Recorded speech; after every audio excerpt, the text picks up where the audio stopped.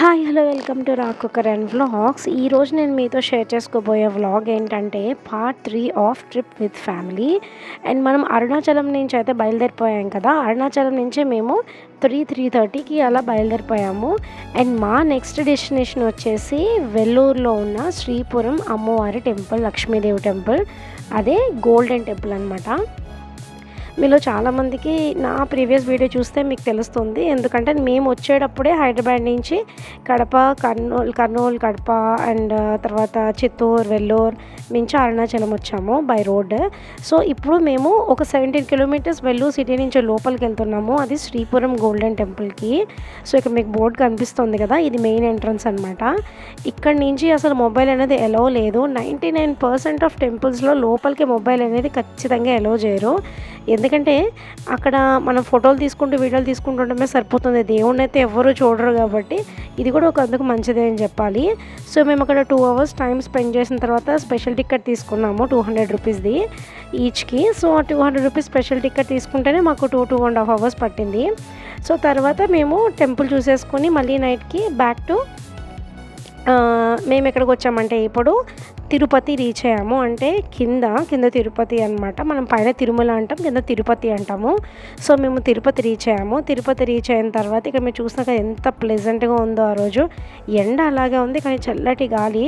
So మేము కొంచెం సేపు మేము రిలాక్స్ అయ్యి లంచ్ చేసిన తర్వాత మేము మధ్యాహ్నం నుంచి అక్కడ ఒక కోదండరామస్వామి టెంపుల్ ఉంటుంది. మీకు ఎవరికన్నా తెలిస్తే నా కింద కామెంట్ సెక్షన్లో కామెంట్ చేయండి. లేదు తెలియదు అంటే కనుక ఈసారి ఖచ్చితంగా వెళ్ళండి. వర్త్ విజిట్ అనమాట. చాలా బాగుంటాయి విగ్రహాలు. అసలు మీరు చూస్తే మళ్ళీ అలాంటి విగ్రహాలు చూడగలమా, ఇలాంటి మూర్తులు మళ్ళీ మనకు కనిపిస్తాయా అన్నట్టుగా ఉంటాయి. చాలా ఆజానుబాహుడు అని అంటారు కదా శ్రీరాముల వారిని. సో విగ్రహాలన్నీ కూడా రామ, లక్ష్మణ, సీతా సమేత శ్రీరామచంద్రమూర్తి ఎంత బాగుంటాడో. మీరు కనుక తిరుపతి వెళ్ళినప్పుడు తిరుపతిలో ఏ ఆటో వలనైనా కోదండరామస్వామి టెంపుల్ అంటే కానీ ఖచ్చితంగా వాళ్ళు తీసుకెళ్ళిపోతారు.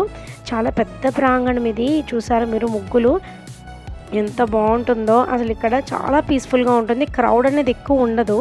అంటే చాలా తక్కువ మందికి తెలుసు ఈ ప్లేస్.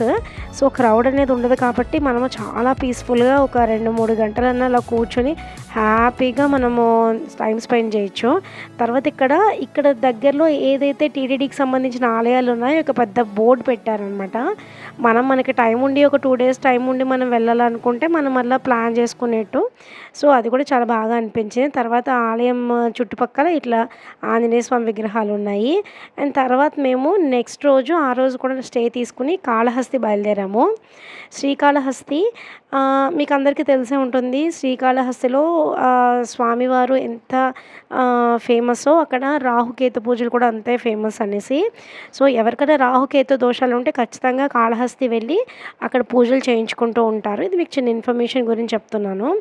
సో మేము తిరుపతి నుండి మేము శ్రీకాళహస్తి వెళ్తున్నాం అనమాట. మనకు ఒక 45 minutes జర్నీ పడుతుంది ఇక్కడికి.